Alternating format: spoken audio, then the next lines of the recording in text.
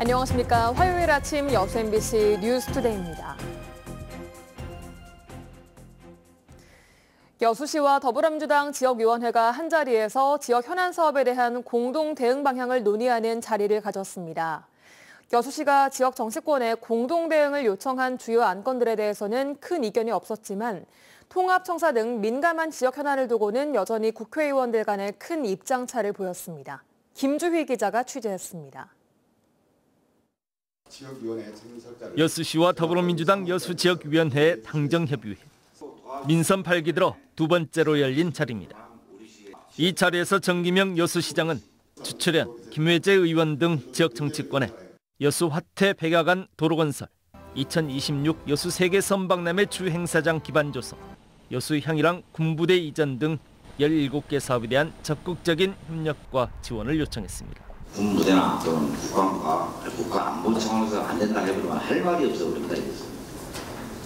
그래서 일단은 제 생각으로는 가장 우선시하게 국회에서 교우님도 좀 노력해 주셔야 되고요. 당정협의회는 번외로 제기된 쟁점 현안에 대한 논의가 시작되면서 급격하게 냉각됐습니다. 두 국회의원들이 현안을 두고 다시 충돌한 겁니다. 여수시 통합청사 건립 현안을 두고 주철현 의원은 김회재 의원의 단일 통합청사 건립 주장에 대해 단호하게 반대 입장을 밝혔습니다. 구체적으로 통합청사를 합동으로 할 거냐 아니면 제3의 지역으로 할 것이냐 이렇게 나누니까 양청사 체제가 낫다는 게 제일로 여론이 높습니다. 그런 의미에서 저희들이 행정이라는 것은 아시겠지만 못 사는 지역, 약자, 소외된 지역을 배제하고 이렇게 해서 균형 발전을 이루는 것이 가장 큰 목적이라고 생각합니다. 여순사건 평화공원 유치를 위한 입지 선정을 두고도 김회재 의원은 주철현 의원의 입장에 사뭇 다른 견해를 보였습니다. 그런데 이것도 올해 중에 결정하기 때문에 이거 늦게 하면은 이미 늦습니다. 그래서 빨리 거기에 대한 TF를 만들어가지고 여수에서 평화공원 조성을 할 수 있도록 해야 된다 이 말씀을 드리고요.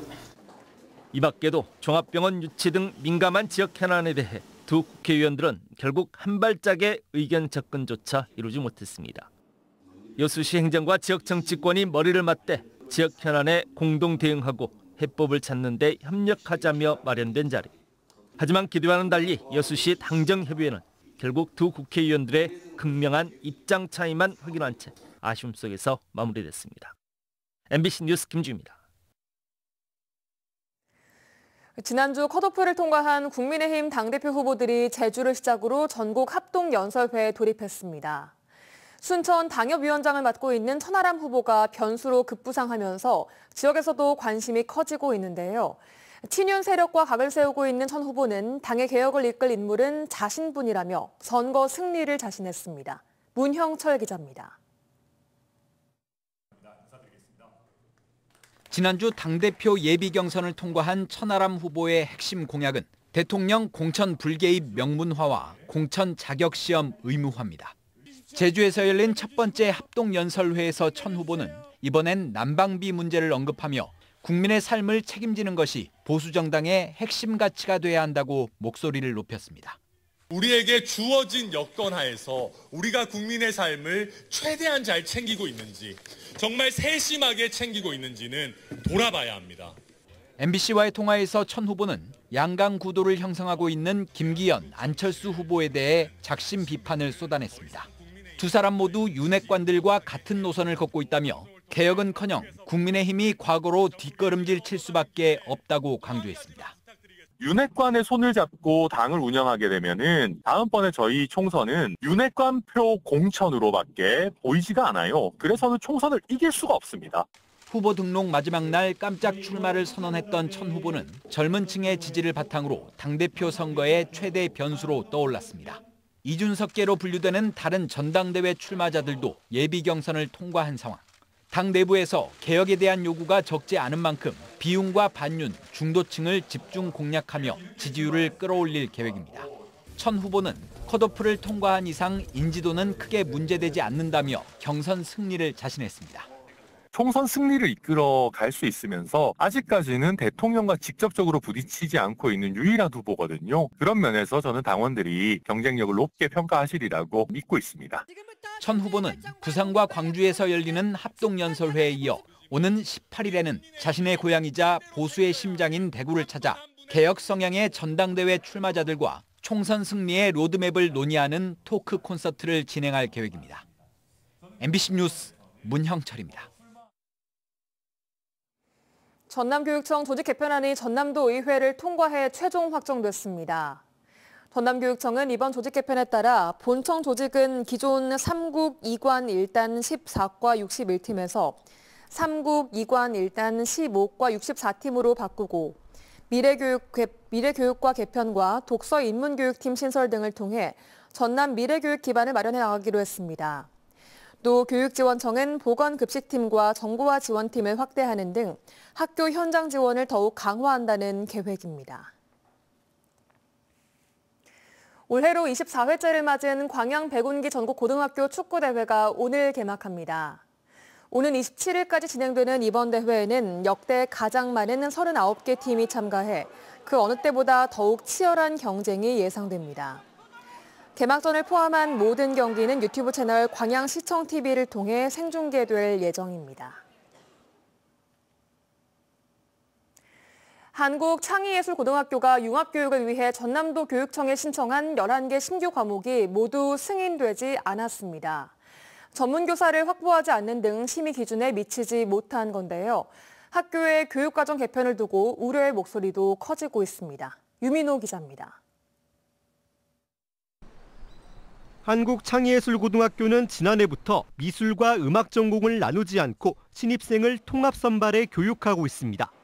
이를 위해 올해 1학기 융합과 창의성을 바탕으로 모두 11개 신규 과목을 전라남도 교육청에 개설 요청했는데 전부 승인받지 못했습니다. 일부 과목은 심의 자료가 없었고 전문적으로 가르칠 교사가 없었습니다. 특히 몸과 예술 등 6개 과목은 도교육청이 지난해 2학기 심의에서도 보완해달라고 요청했지만 바뀐 내용 없이 그대로 신청됐습니다. 기록에서 확보 방안이라든지 학교 교육관에서는 시임 기준이 있어요. 그래서 시임 기준에 의해서 저희가 위반한 것입니다. 학교장이 추진하는 융합교육을 두고 공교육이란 틀 안에서 실체가 분명하지 않고 효과가 입증되지 않았다는 우려가 나오는 이유입니다. 남아있는 후배들이 조금 더 편한 학교 생활을 하고 융합교육의 실험체가 아니라 제대로 된 예술교육을 받았으면 좋겠습니다. 11개 과목 전부 도교육청 심의 문턱을 넘지 못하면서 당장 다음 달 1학기 수업이 비상입니다. 학교는 국가 승인 교육과정 등에 따라 다른 과목을 다시 편성해 지난주 도교육청에 제출한 상태입니다. 도교육청은 교직원 간 협의가 완전히 이뤄지지 않은 것으로 파악했다면서 검토를 진행 중이라고 밝혔습니다. 한편 이번 과목 미승인 사태에 대해 학교장에게 여러 차례 입장을 물었지만 별다른 답변을 내놓지 않았습니다. MBC 뉴스 유민호입니다. 여수시가 남해안 거점 국제해양관광 휴양도시 조성 사업을 본격 추진합니다. 여수시는 금오도 비런길 4코스에 30억 원을 투입해 출렁다리와 탐방로 개설, 섬 지역 체류형 관광지 조성은 물론 남중권 고흥, 여수, 남해를 잇는 해상 관광 루트까지 활성화해 섬 해양 관광 벨트를 조성할 계획입니다. 또한 여수 백야대교 인근에 217억 원의 사업비를 투입해 웰니스 체험시설과 섬 특산물 판매시설, 주차장 등 편의시설도 확충함으로써 뷰티, 스파, 웰니스 관광 거점 사업도 추진할 계획입니다.